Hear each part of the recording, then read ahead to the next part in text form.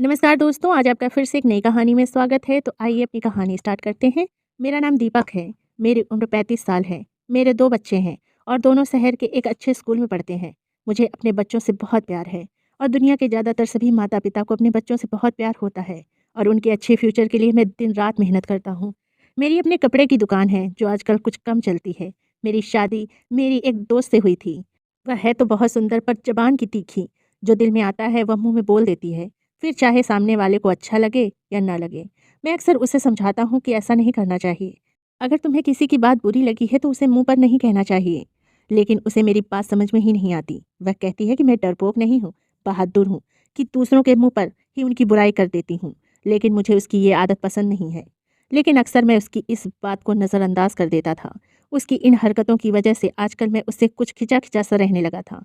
कम से कम इंसान को बोलने से पहले बात का ख्याल तो रखना चाहिए कि सामने वाले को उसकी बात बुरी भी लग सकती है। आजकल दुकानदारी कम होने की वजह से मैं बहुत परेशान रहने लगा था। हालाँकि मैं भगवान में बहुत विश्वास करता था। दुकान खोलने से पहले मैं भगवान की आरती करता कि भगवान मेरा बिज़नेस खूब फले-फूले। लेकिन मुझे लगने लगा था कि जैसे भगवान मुझसे नाराज़ हो गए हैं। दिन इसी तरह गुजरते जा रहे थे। एक दिन मैं दुकान पर बैठा हुआ था। कोई भी ग्राहक नहीं आया था। दोपहर हो चुकी थी, लेकिन एक भी ग्राहक नहीं दिखाई दे रहा था। गर्मी के दिन थे और गर्मी के मारे मेरा बुरा हाल था। लाइट भी चली गई थी और मैं हाथ में पंखा लिए उसे चला रहा था। मेरी नज़र सामने वाले कपड़े की दुकान पर जमी हुई थी, जहाँ एक के बाद एक ग्राहक आ रहे थे और ढेरों खरीदारी करते जा रहे थे। ऐसा ना था कि मेरी दुकान छोटी थी या कपड़ा अच्छा नहीं था। मेरे पास हर तरह का कपड़ा मौजूद था। लेकिन फिर भी लोग मेरे पास कम ही आते। मैं अभी उस दुकान में नज़रें जमाए बैठा हुआ था कि अचानक एक तरफ से एक भिखारन आकर मेरी दुकान के सामने खड़ी हो गई और हाथ फैलाकर मुझसे कुछ मांगने लगी। मगर मेरा ध्यान तो सामने वाली दुकान की तरफ था। मेरे दिल ने एकदम से भगवान से शिकायत कर दी कि मेरी दुकान पर आखिर कोई क्यों नहीं आता। तभी उस भिखारन ने ऊंची आवाज़ में कहा, बाबूजी, मुझे कुछ कपड़ा दे दो। उसकी तीखी और तेज आवाज़ सुनकर मैं चौंक कर उसे देखने लगा और देखता ही रह गया। वह ऊँची लंबी एक जवान और खूबसूरत औरत थी। एक घिसा हुआ पुराना सा सूट पहन रखा था, जो काफ़ी गंदा हो चुका था। पाँव में पुरानी सी चप्पल थी। उसके चेहरे पर जगह-जगह पर मिट्टी भी लगी थी। फिर भी वह इतनी अच्छी लग रही थी कि मैंने उसे देखा तो बस देखता ही रह गया। उसके चेहरे पर इतनी मासूमियत थी कि उसे देखकर दिल ही नहीं भर रहा था। उसने मुझे खोया हुआ देखकर फिर से कहा, बाबूजी, कुछ कपड़ा दे दो, मैं भिखारन हूँ। उसकी विनती सुनकर मैं होश में आ गया था। उसकी तरफ ध्यान दिया तो वो हसरत भरी निगाहों से मेरी दुकान में लगे कपड़ों को देख रही थी। मैंने कहा, दे दूंगा, पहले ये बताओ तुम कौन हो? उसने कपड़ों से नज़रें हटाकर मुझे देखा और कहा, मेरा नाम मीना है, मैं एक भिखारन हूँ। मुझे उसका नाम काफ़ी प्यारा लगा था। मैंने फिर से पूछा कि कहाँ से आई हो? उसने बताया कि यहाँ से कुछ दूर एक वीरान जगह पर मेरा बसेरा है, वहाँ पर झोपड़ी में रहती हूँ। मैंने सुनकर सिर हिला दिया और एक खूबसूरत सा सूट उसे निकाल कर दे दिया कि ये ले लो। कपड़े लेकर वह बहुत खुश हुई और अपनी थैली में डाल दिया। धन्यवाद बाबूजी। उसने मेरे द्वारा दी गई चुन्नी को अपने सर पर डाल लिया था। कहने लगी, मैं अच्छी लग रही हूँ? वह सच में उस चुन्नी में बहुत प्यारी लग रही थी। मैंने कहा, हाँ, अच्छी लग रही हो। उसने दोबारा से धन्यवाद किया। उसने वह कपड़े पैक करके थैली में डाले और मुँह से कुछ गुनगुनाती हुई दुकान से निकलकर अपने रास्ते पर चली गई। मैं अभी तक उसकी गुनगुनाहट और चेहरे पर छाई खुशी में खोया हुआ था। तभी उसे गए 5 मिनट ही हुए थे कि एक औरत कपड़े लेने आ गई और मैंने उस भिखारन को अपने दिमाग से निकाल दिया और उस औरत को कपड़े दिखाने लगा। अभी मैं उस औरत से फ्री ही हुआ था कि 2-3 औरतें और आ गईं और कपड़े देखने लगी और फिर यह सिलसिला चल निकला। पहला ग्राहक जाता तो दूसरा आ जाता और फिर सारा दिन यही हाल रहा। मेरी दुकान पर ग्राहक बढ़ते ही जा रहे थे। एक-एक ग्राहक कम से कम 10-10, 5-5 सूट खरीद रहा था। अब मेरे पास इतना समय भी नहीं बचा था कि मैं बैठकर देखता कि सामने वाली दुकान में कितने ग्राहक आए थे और कितने गए। सारा दिन मेरे पास ग्राहकों की लाइन लगी रही। शाम तक मेरे सारे कपड़े बिक चुके थे और आज पहली बार इतने ग्राहकों को निपटा कर और लगभग खाली दुकान को देखकर मैं हैरान रह गया कि आज ये सब कैसे हो गया कि एक ही दिन में इतने ग्राहक आए और सारी दुकान खाली हो गई। मैंने सारे पैसों को इकट्ठा किया और उन पैसों से ढेर सारे कपड़े खरीद कर अपनी दुकान फिर से भर ली। बाकी बचे हुए पैसों को घर लेकर आया और अपनी पत्नी को जाकर यह सब बताया, जिस पर वह बहुत खुश हुई और भगवान का धन्यवाद किया। अगले दिन रूटीन के मुताबिक मैं फिर से दुकान पर पहुंचा और ग्राहकों का इंतजार करने लगा। लेकिन दूसरे दिन फिर से वही भिखारिन मेरी दुकान में सबसे पहले आई थी। लेकिन मैं यह देखकर हैरान हो गया कि उसने वह वाला सूट नहीं पहना था जो मैंने दिया था। उसने वही गंदा पुराना फटा हुआ सूट पहन रखा था। लेकिन वह मुझे अच्छी लगने लगी थी और उसको देखते ही मुझे अपना दिल हल्का सा महसूस होता था। उसने कल की तरह आज फिर कहा, बाबूजी मुझे कपड़े दे दो। वह इतने नरम और प्यारे शब्दों में मुझे से कपड़े मांगती कि मैं मना ही नहीं कर पाता था। ऊपर से उसका हसीन चेहरा मुझे इनकार करने ही नहीं देता। मैंने आज भी बिना कुछ कहे उसे कपड़े दे दिए। आज उसने फिर मेरे द्वारा दी गई चुन्नी को अपने सर पर डाल लिया था। नीले रंग के कपड़े थे और चुन्नी भी नीले रंग की थी। वह उसके गोरे रंग पर बहुत ही खिल रही थी। उसने फिर पूछा, साहब अच्छी लग रही हूँ ना? मैंने कहा, हाँ बहुत अच्छी लग रही हो। मेरी बात सुनते ही वह झट से कपड़े उठाती हुई दुकान से बाहर निकल गई और मैं दूर तक उसे देखता रहा। उसके जाने के बाद आज फिर से मेरी दुकान पर ग्राहकों की भीड़ लग गई थी। मैं दिन भर उसमें बिजी रहा। एक के बाद एक ग्राहक आते ही गए। मैं थक गया था। तभी दोपहर में खाने का समय हो गया, मगर अभी भीड़ थी कि कम होने का नाम ही नहीं ले रही थी। मैंने सोचा कि अकेले तो मैं संभाल नहीं पाऊंगा, तो कोई लड़का काम पर रख लेता हूँ। उस दिन भी मेरी सोच से कहीं ज़्यादा आमदनी हो गई थी। मैं बहुत खुश था। उसी शाम मैंने एक लड़के को अपनी दुकान पर काम करने के लिए रख लिया। मैंने उसे बोला कि मैं महीने में तुम्हें सैलरी भी दूंगा। वह राजी हो गया। इस तरह वह लड़का मेरी दुकान पर काम करने लगा। जिंदगी रूटीन के मुताबिक गुजरती जा रही थी। मेरी दुकान की दिन दोगुना रात चौगुना तरक्की हो रही थी। इसी बीच वह भिखारिन भी रोज आती और मुझसे फ्री में सूट लेकर चली जाती। लेकिन मैंने कभी उसे नए सूट पहने हुए नहीं देखा था जो मैंने उसे दिए थे। उसमें से उसने एक भी सूट नहीं पहना था, बल्कि हमेशा वही गंदा पुराना सूट पहन कर ही आती थी। एक दिन मैंने उससे पूछा कि क्यों कपड़े नहीं पहनती? जो मैं तुम्हें देता हूँ वह हंसकर टाल देती है और फिर मुझसे नए कपड़े लेकर चली जाती है। मैं भी उसकी खूबसूरती से बहुत इम्प्रेस था। उसे इनकार ही नहीं कर पाता था। इस बात का मैंने अपने घर में कोई भी जिक्र न किया था और ना ही अपनी पत्नी को उस भिखारन की बात बताई थी। मुझे अपनी पत्नी की आदत पता थी। मुझे पता था कि वह यह सुनते ही लेक्चर देने लगेगी कि उसे फ्री के कपड़े क्यों देते हो, और फिर मुझसे कहती कि आगे से कपड़े मत देना। वह भिखारन रोज पुराने कपड़ों में आती है और मुझसे नया सूट लेकर चली जाती। लेकिन उसके जाते ही मेरी दुकान पर ग्राहकों की भीड़ लग जाती। खाना खाने की भी फुर्सत नहीं मिलती। मेरी दुकान में इस समय बहुत ही तेजी से तरक्की हो रही थी। अब मेरे घर में पैसे की कोई कमी नहीं थी। मुझे बहुत हैरत होती कि उस भिखारन के आने से मेरी दुकान पर ग्राहकों की भीड़ क्यों लग जाती थी। पहले तो कभी ऐसा न हुआ था कि मेरी दुकान पर इतने ग्राहक आते हों, बल्कि मैं तो हर समय खाली ही बैठा रहता था और सामने वाली दुकान को देखता रहता था, जहाँ हर समय भीड़ लगी रहती थी। मैं इसी लालच में उस भिखारन को रोज नए कपड़े दे देता था, लेकिन अब मुझे उस पर शक होने लगा था। कुछ सोचकर मैंने इस मामले के बारे में पता लगाने की सोची कि आखिर पता तो करूं कि इस सब के पीछे क्या कारण है। और फिर वह एक दिन जब मेरे कपड़े की दुकान पर आई, मैंने उसे एक नया सूट निकाल कर दिया। उसने सूट लेने के लिए जैसे ही हाथ बढ़ाया, मैंने उसका हाथ पकड़ लिया। मैंने उसे कहा कि पहले यह बताओ कि तुम हो कौन और इन कपड़ों का क्या करती हो? उसके बाद ही मैं तुम्हें कपड़े दूंगा। मेरी बात सुनकर वह परेशान हो गई और बोली कि मैं पहनती हूँ। मैंने थोड़ा गुस्सा होकर कहा कि मैंने तो तुम्हें कभी नहीं पहने देखा, बल्कि तुम तो हमेशा इन्हीं गंदे और फटे पुराने कपड़ों में रहती हो। वह कहने लगी, बाबूजी मैं अपनी शादी के लिए उन कपड़ों को इकट्ठा कर रही हूँ। उसकी यह बात सुनकर मुझे लगा शायद वह सच कह रही हो। तभी खामोशी से कपड़े उसकी तरफ बढ़ा दिए। वह कपड़े लेकर बाहर चली गई। लेकिन मैंने भी उसकी सच्चाई जानने के बारे में ठान लिया था। मैंने अपने दुकान पर काम करने वाले लड़के को कहा कि तुम यहीं बैठना। मैंने अपने कपड़े उतारे और एक नया कुर्ता पैजामा पहन लिया। मैं उसकी सच्चाई जानना चाहता था। मैंने अपने चेहरे पर मास्क लगाया और मेरी दुकान पर काम करने वाला लड़का मुझे गौर से देख रहा था कि आज मैं अपना हुलिया क्यों बदल रहा हूँ। उसने पूछा कि मैं ये सब क्यों कर रहा हूँ, मगर मैंने उसके सवाल का कोई जवाब नहीं दिया और उसे दुकान का ख्याल रखने को कहकर दुकान से बाहर निकल आया। मैंने दाएं तरफ देखा तो वह दूर जाती नजर आई थी। मैं तेजी से अपने कदम उसके पीछे बढ़ाने लगा। रास्ते में कई जगह रुककर उसने पैसे भी मांगे थे। किसी से खाने की चीजें मांगती और किसी से जरूरत की कुछ और चीजें, और फिर अपना थैला भरती। वह आगे बढ़ती जाती। मैं लगातार छुपकर उसका पीछा कर रहा था ताकि सब कुछ मालूम कर सकूं। अभी तक उसको मुझ पर कोई शक नहीं हुआ था, क्योंकि मैंने खुद का हुलिया बदल लिया था। मैं अभी कुछ ही दूर था उससे जब उसको एक बच्चे के पास जाते देखा। उसने अपना थैला रखकर बच्चों से थोड़ी बात की और फिर अपने बाल सहलाती एक बार फिर आगे बढ़ गई। वह पैदल ही जा रही थी, इसलिए मुझे उसका पैदल ही पीछा करना पड़ रहा था। आधा घंटा लगातार पैदल चलने के बाद वह एक वीरान सी जगह पर आ गई थी, जहाँ ज़्यादा आबादी नहीं थी, बल्कि आबादी न होने के बराबर थी। यहाँ कुछ झोपड़ियाँ ही बनी हुई थीं और वह भिखारिन उन्हीं झोपड़ियों की तरफ बढ़ती जा रही थी। जितनी भी झोपड़ियाँ बनी हुई थी, एक दूसरे से काफ़ी फासले पर बनी हुई थी और सब झोपड़ियों के आगे पर्दा लगा हुआ था, जिसकी वजह से झोपड़ी के अंदर देख पाना मुश्किल था।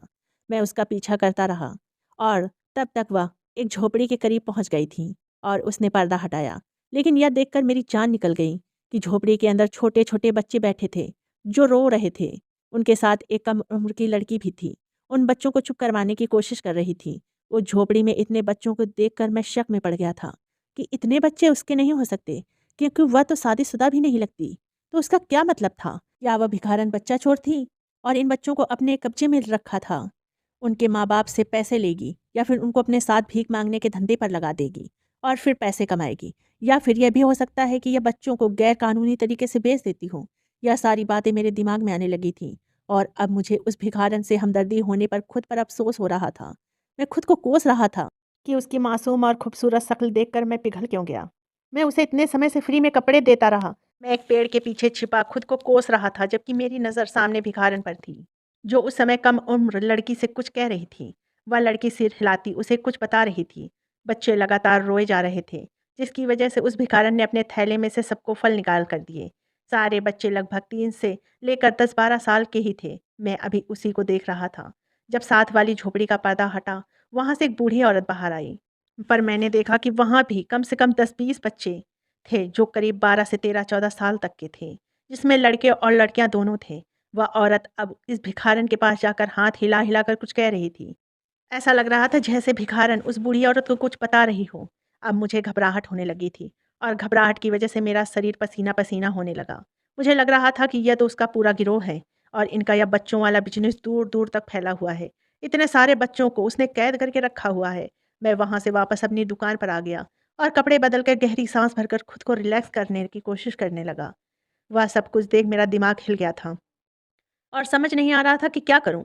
मैंने काम करने वाले लड़के को छुट्टी दे दी और दुकान बंद करके घर आ गया।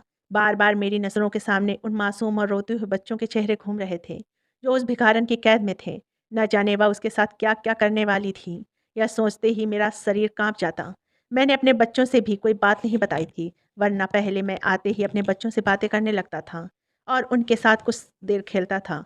मेरी परेशानी को मेरी पत्नी भी भाँप गई थी। मुझे यूँ चुपचाप देखकर मेरी पत्नी ने पूछा, क्या हुआ? इतने परेशान क्यों हो? पहले तो ऐसे कभी परेशान नहीं हुए। पहले तो मैंने टाल दिया कि कोई बात नहीं, लेकिन जब वो जिद में अड़ गई, तो सब कुछ बता दिया, सिवाय इस बात के कि मैं उस भिखारन को रोज़ कपड़े देता था। अगर मैं उसे यह बात बता देता, तो वह बेवकूफ़ समझकर मुझ पे हँसने लगती कि आखिर तुमने ऐसा क्यों किया? फ्री में इतने सारे कपड़े क्यों दिए? मेरी सारी बात सुनकर वह भी सोच में पड़ गई कि यह मासूम बच्चों की ज़िंदगी का सवाल था। अचानक ही उसने कहा, इस सब का एक ही हल है कि पुलिस को सब कुछ बता दिया जाए, ताकि वह खुद ही बच्चों को उस भिखारन से छुड़ा सकें और उन्हें उसके माँ-बाप तक पहुँचा सकें। इस तरह उसकी टेंशन भी खत्म हो जाएगी और बच्चे भी अपने माँ-बाप के पास पहुँच जाएँगे। अपने पत्नी की बात सुनकर मैं सोच में पड़ गया था। कह तो वह सही रही थी। यहाँ कोई 1-2 बच्चों की बात नहीं थी, बल्कि 20 से 25 बच्चों की बात थी, जिनकी ज़िंदगी बर्बाद होने वाली थी। वह भिखारिन के कैद में थे और अपनी माँ-बाप से दूर तड़प रहे थे। एक अकेला मैं उस भिखारिन से कैसे लड़ सकता था और फिर उसके पूरे गिरोह को पकड़वाना बड़ा मुश्किल काम था। पुलिस ही सारे मामले को अच्छे से हैंडल कर सकती थी। अगर मैं अकेले ही इस मामले में पड़ता, तो शायद मैं खुद भी इस मामले में फँस सकता था। अपनी पत्नी की बात पर सोच विचार करके मैं इस नतीजे पर पहुँचा कि मामला पुलिस तक ही जाना चाहिए। अगले दिन भी वह भिखारन सूट लेने आई, तो मैंने बिना कुछ कहे सूट उसे दे दिया। फिर काम वाले लड़के को दुकान पर बैठाकर मैं पुलिस स्टेशन की तरफ रवाना हुआ। पुलिस स्टेशन पहुंचकर मुझे आधा घंटा इंतज़ार करना पड़ा था। इंस्पेक्टर साहब के फ्री होने पर मैं उनके पास पहुंचा।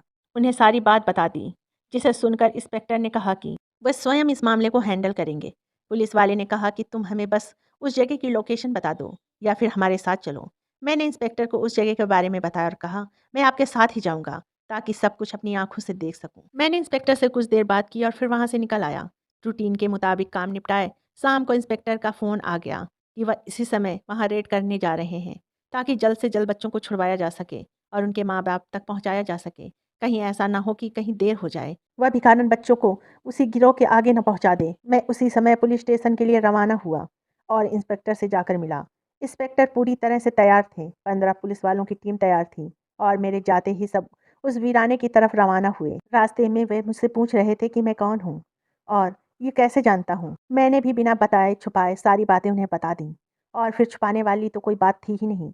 इस बीच वह मुझे जुर्म करने वाले लोगों के बारे में भी बताते रहे कि कैसे लोग एक दूसरे के दुश्मन बनकर एक दूसरे को नुकसान पहुंचाते रहते हैं। अपने अपने फ़ायदे के लिए दूसरों को मारना, लूटना, उन्हें नुकसान पहुंचाना बहुत आम हो गया है। वह कहते हैं ना कि अपना काम बनता और भाड़ में जाए जनता। पुलिस इंस्पेक्टर की बातों से सहमत हुए। बातों बातों में हम उस वीराने के पास पहुंच चुके थे। इंस्पेक्टर ने गाड़ियों को कुछ दूरी पर रुकवा दिया था और अपने पुलिसकर्मियों को कहा कि झोपड़ियों को चारों तरफ से घेर लो। सारे पुलिसकर्मियों ने झोपड़ियों को चारों तरफ से घेर लिया। मैं गाड़ी के अंदर ही बैठा था, क्योंकि पुलिस ने मुझे बाहर आने से मना कर दिया था कि कहीं बाहर आने से तुम्हें खतरा न हो जाए। ऐसा ना हो कि गिरोह के लोग तुम पर हमला कर दें। ऐसे में तुम्हारी जान को खतरा हो सकता है। मैं भी गाड़ी के अंदर बैठा इन लोगों की कार्रवाई देख रहा था। झोपड़ियों को घेर लिया गया था और वह इंस्पेक्टर अब उस भिखारिन को बाहर आने के लिए कह रहा था। इंस्पेक्टर की आवाज़ सुनकर वह भिखारिन और बूढ़ी औरत और वह कम उम्र लड़की बाहर आ गए। इंस्पेक्टर ने कहा कि फौरन अपने आप को हमारे हवाले कर दो। वह तीनों कुछ देर परेशान से लग रहे थे। मैं दूर बैठा उनके चेहरे के हाव भाव देख रहा था। भिखारिन हाथ जोड़कर इंस्पेक्टर से कुछ कह रही थी, लेकिन इंस्पेक्टर ने ना में सिर हिला दिया था। थोड़ी देर बाद झोपड़ी से बच्चे बाहर आ गए थे। बच्चे यह सब देख देख कर रो रहे थे। इंस्पेक्टर ने अपने पुलिसकर्मियों को समझाया कि वह इन तीनों को गिरफ्तार कर ले। वह तीनों रोती हुई हाथ जोड़ रही थी, लेकिन इंस्पेक्टर नज़रअंदाज करते हुए हथकड़ियां डालकर उन तीनों को वैन में डाल चुके थे। कुछ देर बाद झोपड़ियों की तलाशी ली गई, मगर कुछ भी खास नहीं मिला। किसी तरह से कोई हमला भी नहीं हुआ था। शायद उसके साथी ही कहीं छुप कर बैठे हुए थे या यहाँ मौजूद नहीं थे। सारे बच्चे रो रहे थे, लेकिन उनको जल्दी ही जीपों में सवार कर लिया गया और फिर वापस थाने की तरफ चल दिए। मैं इंस्पेक्टर से बात करके विश्वास दिलाने लगा कि वह बच्चों को उनके घर तक पहुंचा दे। इस केस के लिए अलग से फाइल तैयार कर ली गई थी। उन तीनों भिखारिनियों को जेल में बंद कर दिया गया था। मैं बहुत रिलैक्स होकर घर वापस आ गया था। मैंने एक बहुत ही अच्छा काम जो किया था, तो मैं अंदर ही अंदर खुश भी था। घर आने के बाद मैंने सब कुछ अपनी पत्नी को बताया, जिसे सुनकर वह भी खुश हो गई थी कि चलो सब कुछ अच्छे से हो गया और किसी तरह का कोई नुकसान भी नहीं हुआ। मैंने भी सोचा कि चलो बेसहारा बच्चों को उनके माँ बाप मिल जाएंगे। अगले दिन मैं अपनी दुकान पर आ गया था। रूटीन के अनुसार वह भिखारिन आज नहीं आई थी, और आती भी कैसे, वह तो जेल में थी। मैं भी सुकून से बैठा ग्राहक के आने का इंतज़ार कर रहा था, लेकिन ये क्या, 12 बज गए थे और कोई भी ग्राहक नहीं आया था। मैं सामने वाली दुकान की तरफ देखने लगा, जहाँ आज मेरी दुकान से भी ज़्यादा भीड़ लगी हुई थी। दोपहर से शाम हो गई, मगर सिर्फ एक ग्राहक आया और सिर्फ एक सूट लेकर चला गया। मैं कुछ परेशान हुआ, क्योंकि एक बार फिर से वही सूरत हाल होने लगी थी। मेरी दुकान पर कोई ग्राहक आता ही नहीं था।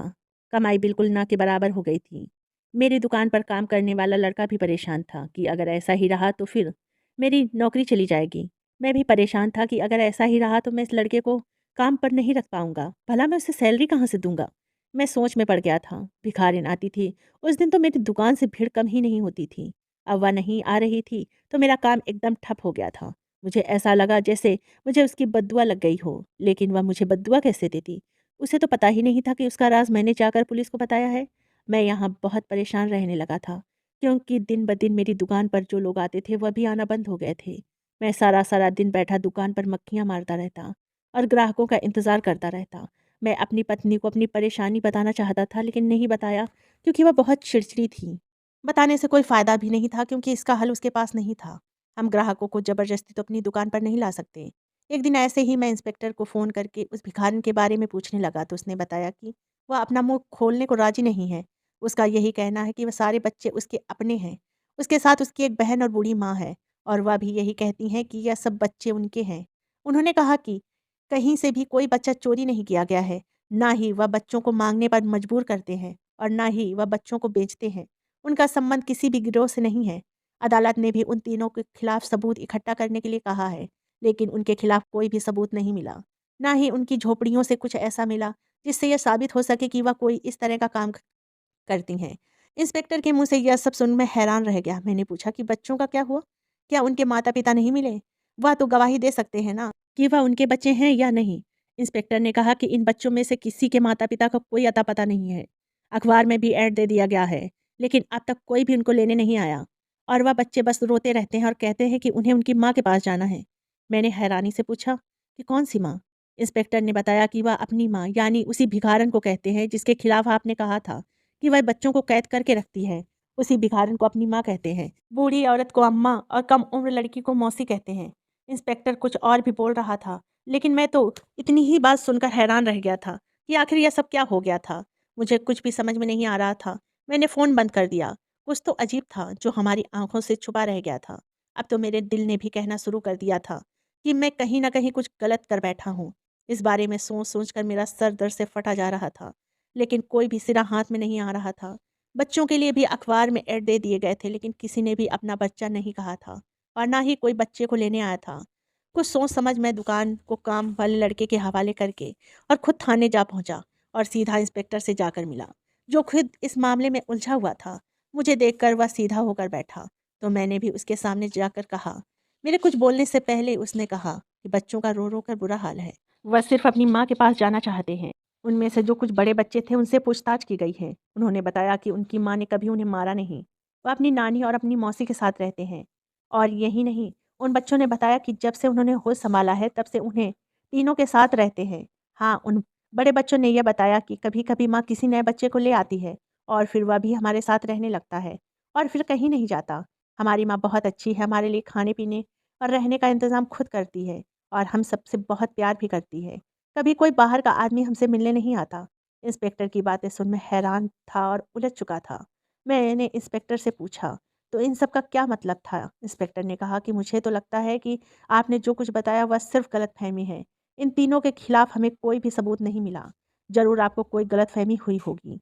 अभी मैं उन औरतों से पूछताछ करने ही जा रहा था कि आप आ गए। मैंने कहा कि मैं भी चलता हूँ। मैं इंस्पेक्टर के साथ उन तीनों औरतों के पास जा पहुँचा, जो एक जगह पर बंद थीं। उन तीनों की हालत पर मुझे बहुत दया आई। साफ मतलब था कि लेडी इंस्पेक्टर ने उन्हें बहुत मारा होगा, उनसे सच उगलवाने के लिए।